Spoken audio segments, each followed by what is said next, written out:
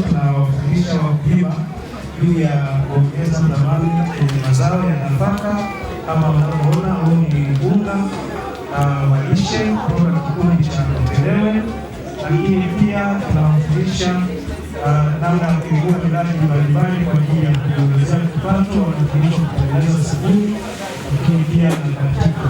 Lakini pia tunafundisha wakulima juu ya utunzaji wa mazingira kupitia ufugaji wa nyuki na kilimo msitu na kilimo vipando.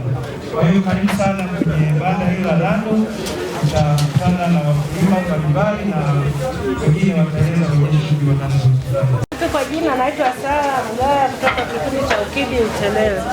Tunajishughulisha kusindika unga wa lishe na sembe, ambacho tunakisisitiza sana wazazi namna ya kuandaa lishe bora ya watoto, lakini pia hata sisi wenyewe watu wazima. Kwa hivyo ni vizuri tukaona namna ya kuwatafutia masoko, na sisi pia kama serikali ya wilaya tutaingia kati kuona ni namna gani tunasaidiana kutafuta masoko ili hii bidhaa iwafikie sana.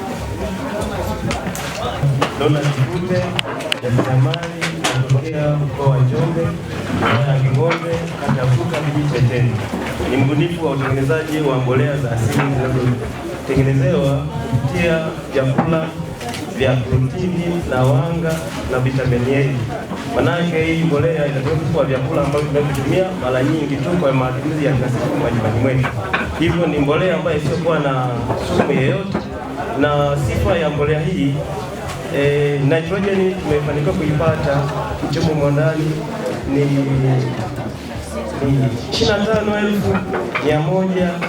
25,182 vichomo viko ndani. Halafu calcium kwa maana ya kuboresha matunda yetu yakakaa sawa na matunda yetu yakakaa yasikutike, hiyo iko 68.40.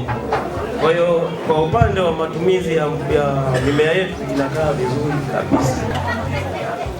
Hongera sana. Sikuwa najua kama wilayani kwetu tayari tuna watu ambao wanazalisha mbolea. Nadhani kama idara ya kilimo lazima tuone namna ya kumsaidia, kumsapoti kwenye masoko, lakini pia kutangaza. Hiki ni kitu kizuri. Kuna